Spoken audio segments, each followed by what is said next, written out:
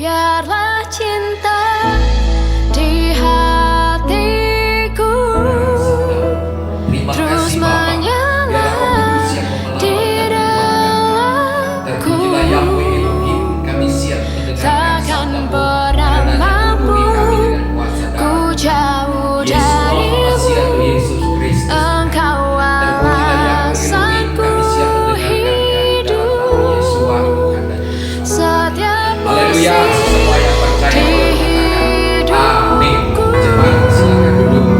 Engkau ada bersamaku. Kita buka kitab kita langsung dari Matius 28. Matius 28 ayat 16, di mana Yesua memperkatakan atau Kristus Tuhan memperkatakan kepada kita yang terakhir kalinya. Matius 28 ayat 16 sampai dengan ayatnya yang ke-20. Perhatikan kitabnya, saya akan bacakan.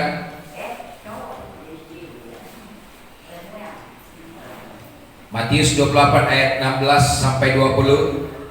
Dan ke-11 murid itu berangkat ke Galilea, ke bukit yang telah ditunjukkan Yesus kepada mereka, atau Yesua kepada mereka. Ketika melihat dia, mereka menyembahnya, tetapi beberapa orang ragu-ragu.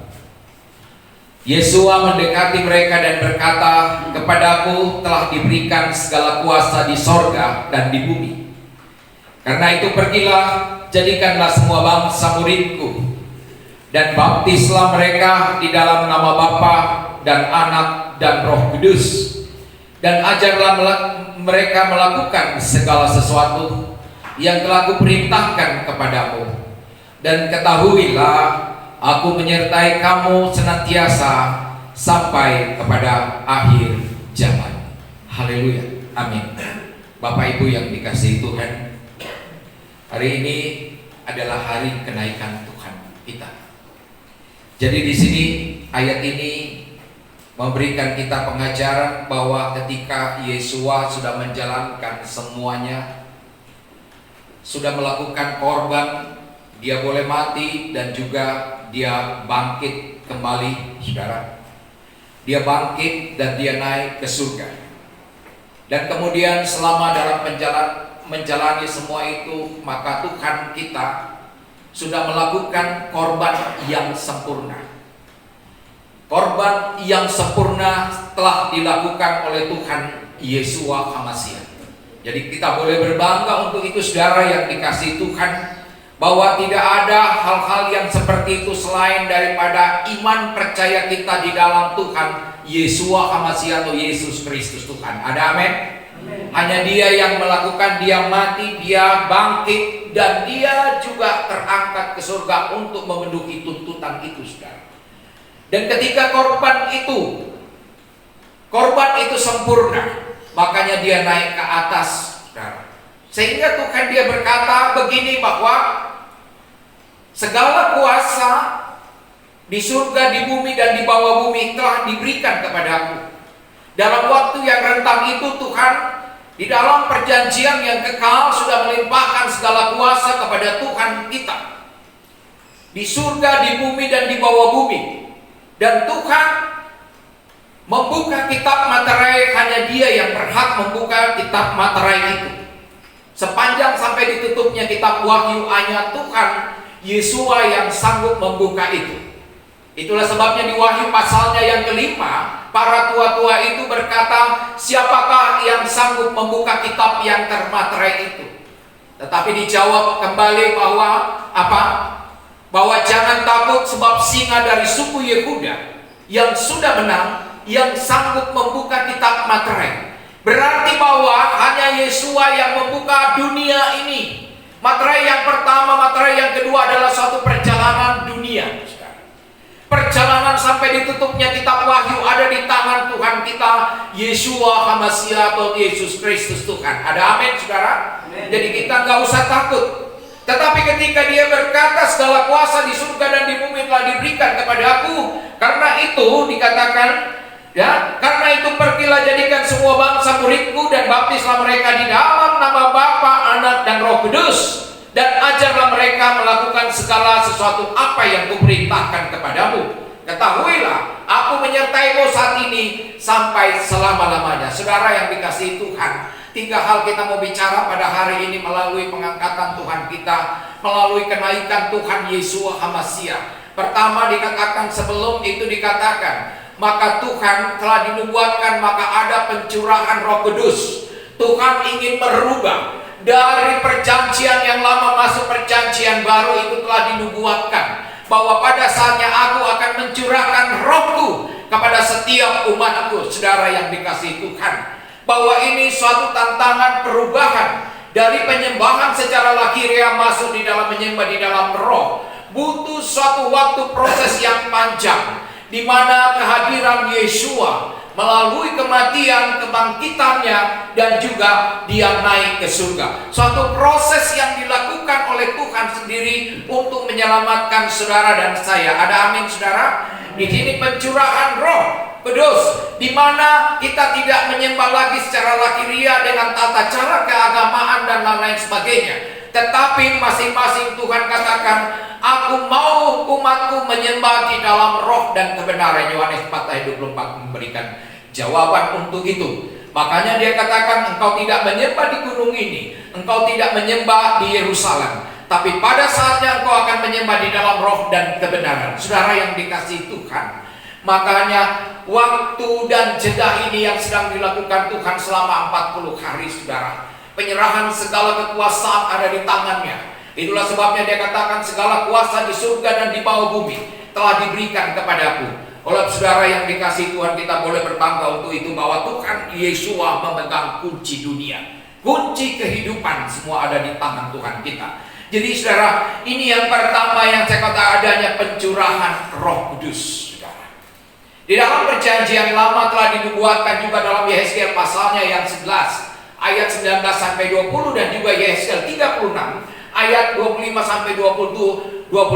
Aku akan mencurahkan Rohku kepada umatku melalui batin mereka. Haleluya. Suatu nubuat yang panjang yang Tuhan ingin diberikan kepada setiap umat-umat kita, bahwa suatu saat bahwa umatku akan menyembah di dalam roh dan kebenaran. Begitu juga di dalam Yoel pasal 2 ayat 28. Tuhan, bagaimana aku mencurahkan kepada umat-umatku melalui rohku yang kudus akan dicurahkan. Kemudian di dalam perjanjian baru Tuhan berkata, saudara yang dikasihi Tuhan, kalau kita baca di dalam Kisah Para Rasul, ya, kita baca dalam Kisah Para Rasul 1 ayatnya yang 8, ayat 8 dikatakan di situ, tetapi kamu akan menerima kuasa kalau Roh Kudus turun atas kamu, dan kamu akan menjadi saksiku di Yerusalem dan di seluruh Yudea, Samaria, dan sampai ke ujung bumi. Haleluya.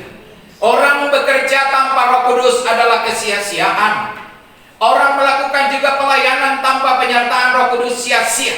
Karena di dalam pelayanan kita hanya butuh kuasa. Ada amin, saudara? Kita butuh kuasa. Tanpa kuasa kita tidak mampu berbuat apa-apa. Oleh sebab itu Yesus berkata, tunggu sampai Roh turun ke atas kamu. Kalau kita baca lagi Kisah Para Rasul 2 ayat 2 sampai 4, di situ ada pencurahan Roh Kudus, di mana Roh Kudus akan dicurahkan kepada setiap orang, masing-masing bisa berbahasa lidah. Saudara yang dikasihi Tuhan, itulah waktu Tuhan ingin berbicara kepada umat-umat Tuhan di perjanjian baru, bahwa aku akan mencurahkan rohku. Nah, ini yang pertama, bahwa tanpa Roh Kudus kita tidak berbuat apa, tidak bisa berbuat apa-apa. Kita ingin menyembah secara lahiriah dengan cara ritual-ritual yang kita lakukan secara keagamaan. Akhirnya apa? Secara daging kita lakukan, kita tidak mengandalkan roh Tuhan lagi. Akhirnya kita tidak mempergunakan suatu kekuatan yang kita miliki, saudara. Ada amin? Dan yang kedua, saya ingin memberitakan, dikatakan di sini, beritakanlah, ya, ketika Roh Kudus turun atas semua orang, bahwa ketika Roh Kudus yang dimiliki semua orang, maka Tuhan Yesus berkata, pergilah beritakanlah Injil. Dikatakan, jadikanlah semua bangsa muridku, baptislah mereka dalam nama Bapa, Anak, dan Roh Kudus. Ajarkanlah apa yang telah kuajarkan kepadamu. Saudara yang dikasihi Tuhan, ayat ini memberikan kita penjelasan bahwa untuk Matius 28 ayat ini kita bagaimana memberitakan Injil. Kenapa Injil harus kita beritakan? Injil adalah berita sukacita, damai, sejahtera itu tentang keselamatan Tuhan. Di dalam Injil lah ada kekuatan Elohim atau ada kekuatan Tuhan. Injil ini merubah jiwa seseorang. Injil ini memampukan seseorang. Injil adalah kebenaran yang mengubahkan kehidupan setiap orang. Dia mengubahkan orang yang dulunya jahat bisa dirubah menjadi hati yang baik. Orang yang dulu memberontak bisa dirubah menjadi hati yang penuh dengan lemah lembut. Itulah kekuatan Injil, karena Roh Kudus sedang bekerja.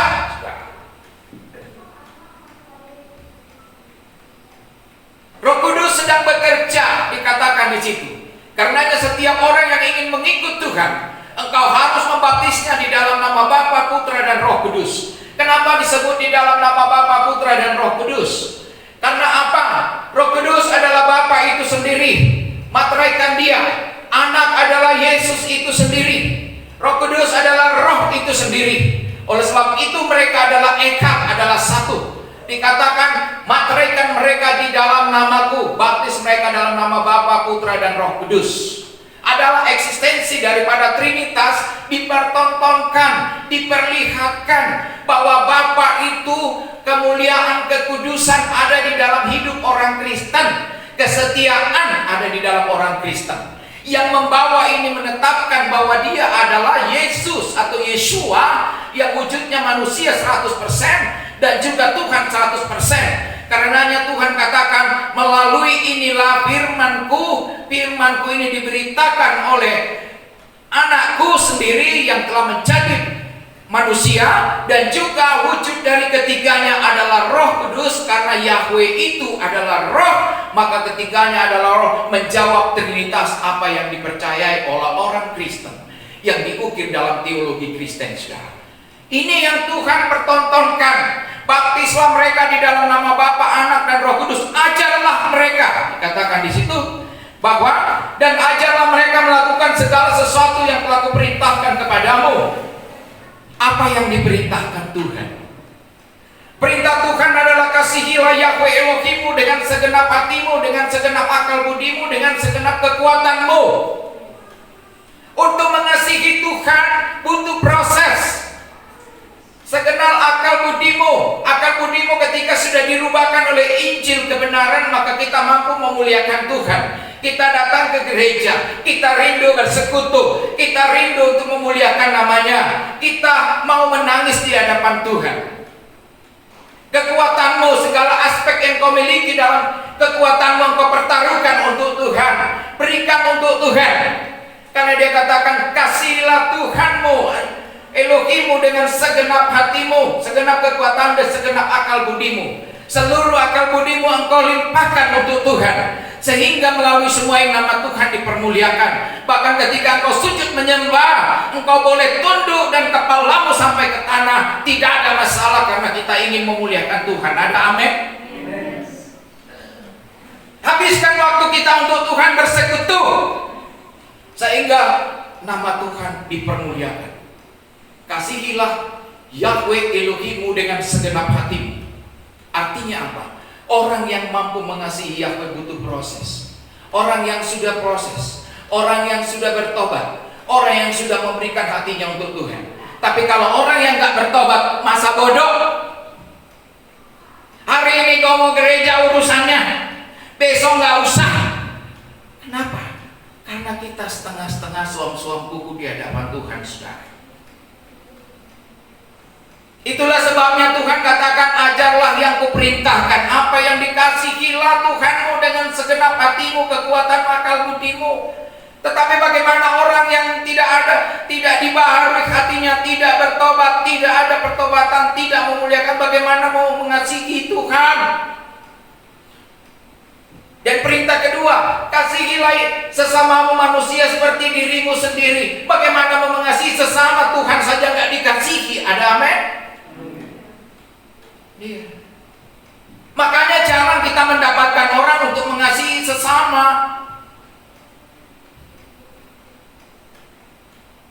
Ya. Kasih sesama bukan karena kita memberi,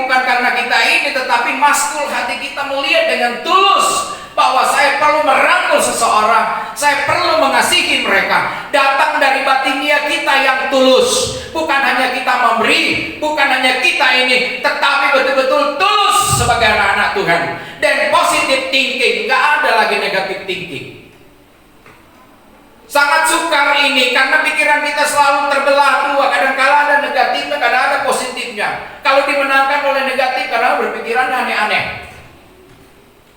Ya, jadi mulai sekarang kita masuk di dalam hatinya Tuhan. Bagaimana mengasihi sesama? Kasih Tuhan saja nggak mampu. Itulah sebabnya Tuhan katakan, aku mencurahkan rohku. Roh penghibur itu akan datang kepadamu. Dia akan menuntun engkau di dalam kebenaran. Itulah sebabnya ketika terakhir Tuhan mau terangkat, dia katakan, bersabarlah, biarlah penghibur itu turun atas kamu dan menuntun kau kepada kebenaran. Saudara yang dikasihi Tuhan, ketika kita membaca firman Tuhan, tidak ada yang bisa menguatkan kita selain dari Roh Kudus. Kalau Roh Kudus bekerja atas kita berjam-jam, saudara dan saya pasti baca kitab suci. Ada amin? Kenapa saya sudah rasakan itu? 18 jam 12 jam sehari saya habiskan 9 jam hanya membaca kitab suci, saudara. Karena kita mau mencari wajah Tuhan, kita mau mencari isi hati Tuhan.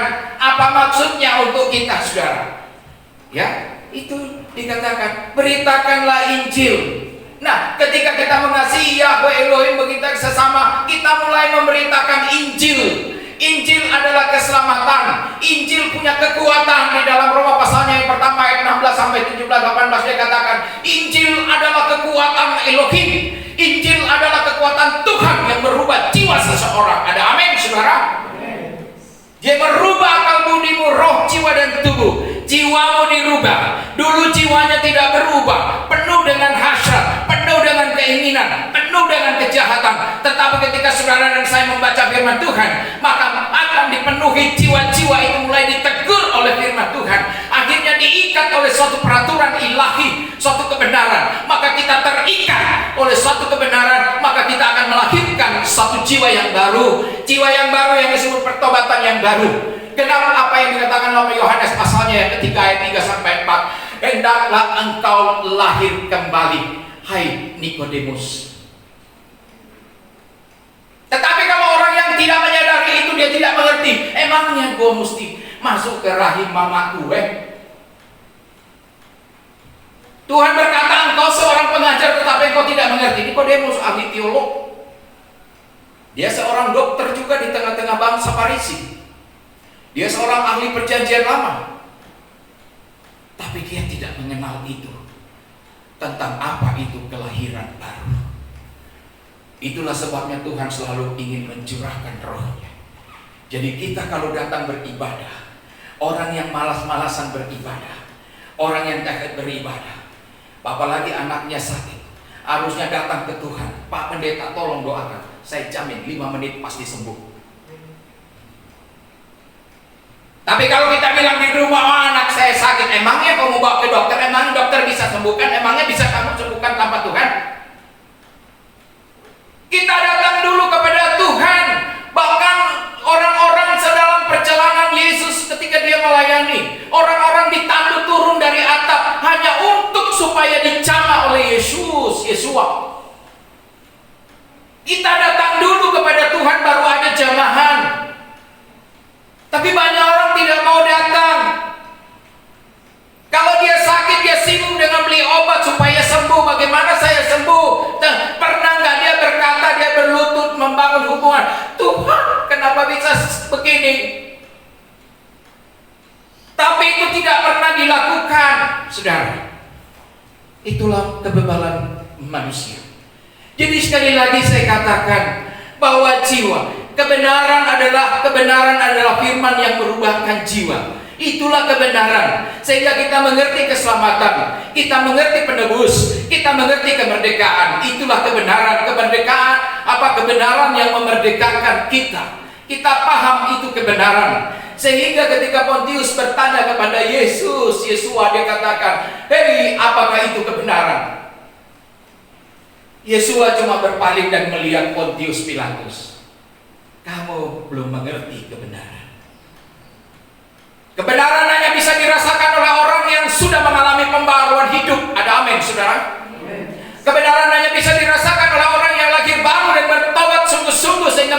jiwanya. Pengalaman, experience dari pengalaman hidupnya membuktikan bahwa orang ini sudah lahir kembali. Banyak orang suam-suam Kristen.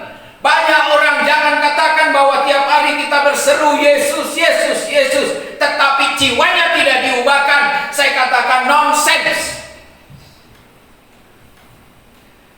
Yesus seorang manusia 100%. Dia juga Tuhan 100%. Dia bicara tentang kebenaran. Sebagai medium, sebagai manusia untuk bicara kebenaran. Itulah sebabnya dalam apa yang kukerjakan adalah dikerjakan oleh Bapa. Barang siapa sudah melihat aku, dia sudah melihat Bapa. Apa itu Bapa? Bapa adalah kekudusan, kesabaran, kemuliaan, kesetiaan. Untuk mencapai kemuliaan, kekudusan, kesabaran butuh proses, butuh penyerahan diri, butuh pembacaan firman Tuhan, sehingga saudara dan saya bersatu dengan Bapa. Kalau saudara dan saya memiliki kesetiaan, maka kita memiliki Bapa, saudara. Bukan hanya nama Yahweh saja, tetapi nama Yahweh adalah terukir pribadi yang diungkapkan. Pribadi yang diungkapkan itu kekudusan, kesetiaan, kesabaran. Ini yang menyertai bangsa Israel keluar dari Mesir. Baca Keluaran 20 ayat 23 juga. Bahkan dikatakan di Keluaran 4 ayat 11, Yahweh berkata, bukankah aku yang membuat orang buta? Bukankah aku yang membuat orang tuli? Bukankah aku yang membuat orang bisu? Bukankah aku yang membuat orang bisa lumpuh? Tetapi sebaliknya, apa yang dilakukan oleh Yesus atau Yeshua dalam perjanjian baru, dia mencelipkan orang buta. Dia membuat orang lumpuh berjalan. Dia membuat orang bisu bisa bicara. Lantas Yesus berkata, Bapa, namamu sudah kuberikan kepada mereka. Nama apa yang diberikan Yeshua kepada mereka? Yaitu kesetiaan, kekudusan, kemuliaan telah dipresentasikan Yeshua dalam perjanjian baru. Ada amin, saudara? Kita bisa mengenal Tuhan lebih dekat. Bahwa ketika kemuliaan, kekudusan menyertai bangsa Israel menyatu dalam diri kita, maka kita, Yeshua berkata, aku tinggal di dalam kamu, dan aku bersama Bapa tinggal bersama-sama dengan kamu. Firman harus digenapi. Ketika digenapi, kita cocokkan benar, sesuai. Kalau tidak sesuai, kita tanya, Tuhan, apakah ini mutlak? Apakah ini benar pernyataan-Mu? Tapi ternyata bahwa benar apa yang kita alami itu terjadi, saudara. Bahwa ini firman berkuasa sungguh-sungguh. Baptis mereka dalam nama Bapa, Anak, dan Roh Kudus. Ajarkan apa yang kuperintahkan. Saudara yang dikasihi Tuhan, ada banyak kita berfokus hanya duniawi saja. Kita bekerja dan kita menikmati hasil kita. Kita bisa nyenyak tidur, saudara. Tapi pernahkah kita berkata, bagaimana kalau saat ini saya dirundung tiba-tiba ada masalah? Bagaimana saat ini ketika terancam kematian?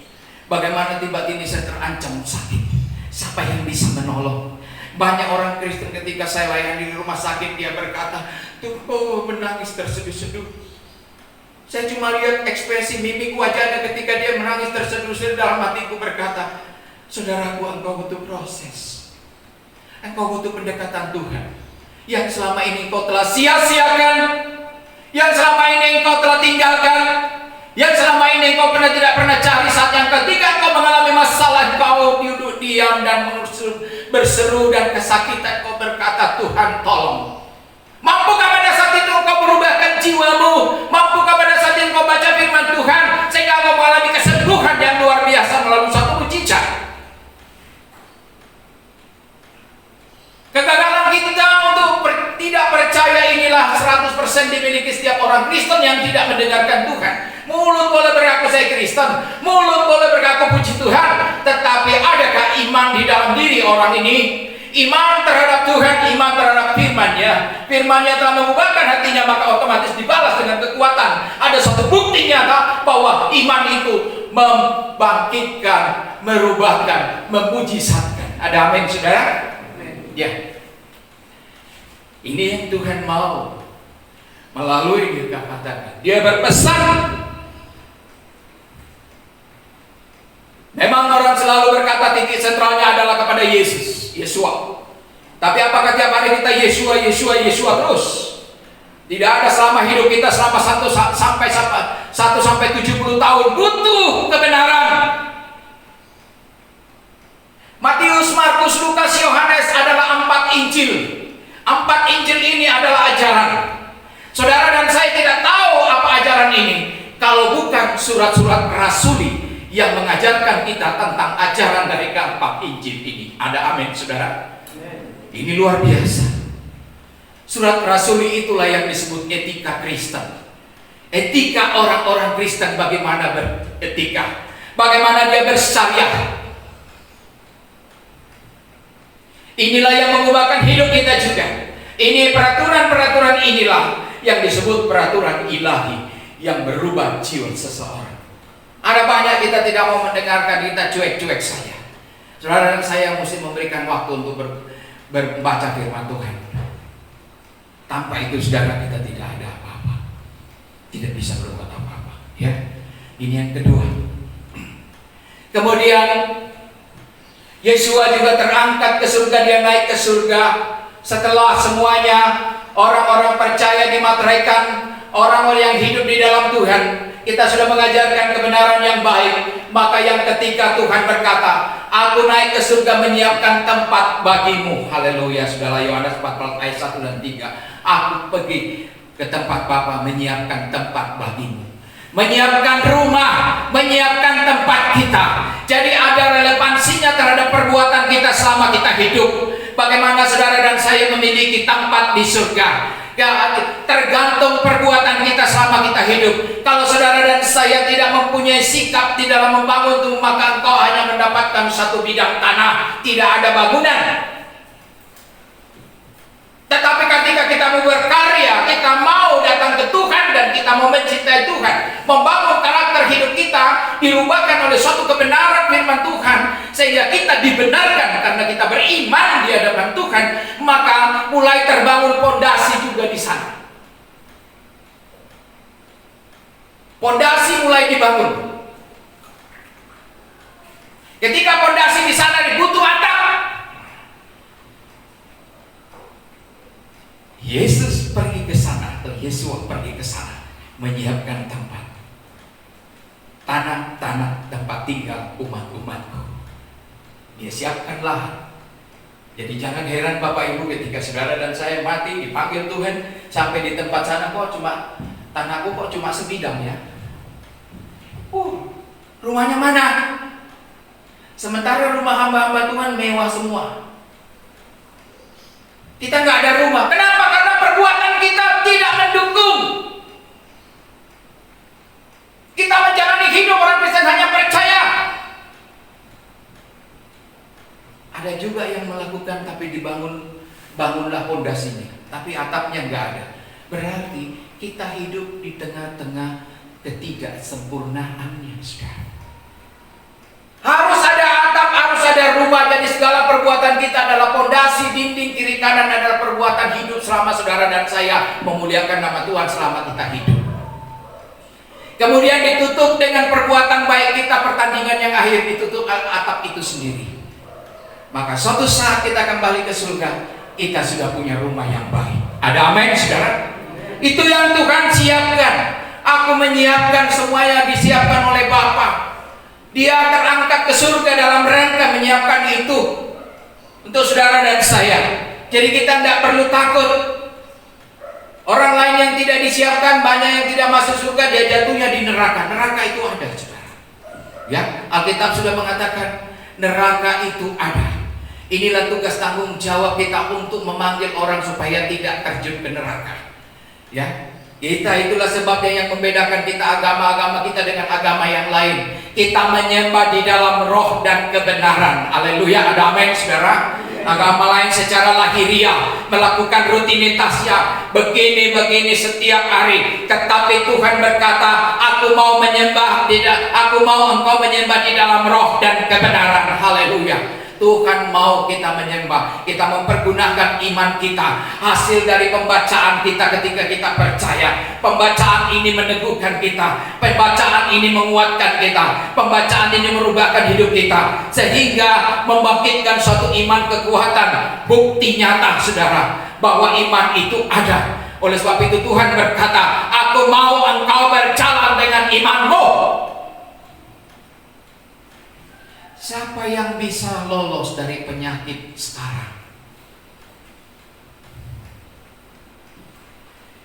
Iblis sedang menuai. Makanya berulang-ulang sekali saya katakan, Mazmur 91 mengubahkan hidup kita, memberikan kita janji bahwa virus COVID-19 dan semua SARS, Ebola, semua demam berdarah berjalan di alam kegelapan. Mazmur berkata, adalah Tuhan adalah perisaiku, Tuhan adalah pelindungku, Tuhan adalah penjagaku. 1000 rebah dikatakan 10.000 engkau tidak kena, karena engkau percaya imanmu. Makanya sekali lagi kita mesti sadar, kita berada pada dunia mana. Jangan kira dunia kemarin sama dengan sekarang. Tidak. Ini sedang diciutkan semua. Hari semakin pendek, panas tidak teratur, gempa bumi di mana-mana sedang diciutkan. Tapi kita umat-umat Tuhan, di mana posisi kita sekarang? Di mana? Gunakan imanmu, maka engkau luput dari segala bentuk macam pandemi apapun itu bentuknya. Saya terlalu yakin kepada Tuhan, saudara. Jangan karena kita ketakutan kita tidak bisa berbuat apa-apa. Tetapi kita mesti apalagi beribadah. Saya percaya Tuhan melindungi kita semua. Dengan kekuatan imanmu, engkau pasti jalan, saudara. Ya, ini mana Tuhan menyiapkan kita untuk datang ke surga. Tuhan menyiapkan. Aku datang ke rumah Bapa, tempat Bapa di mana aku berada. Aku menyiapkan tempat bagimu, saudara. Jadi Tuhan sudah menyiapkan. Dalam Yohanes 14 ayat 1-3 ketika kita baca itu, maka Tuhan jelas-jelas dikatakan, aku datang menyiapkan tempat di mana aku tinggal, kamu pun harus berada. Haleluya, ada amin saudara. Ini yang ketiga, saudara. Dan yang keempat, persoalan tentang kenaikan Tuhan Yesua, bahwa Yesua sudah melakukan pengorbanan yang sempurna, maka dia duduk di situ menjadi jabatannya menjadi seorang imam. Ya.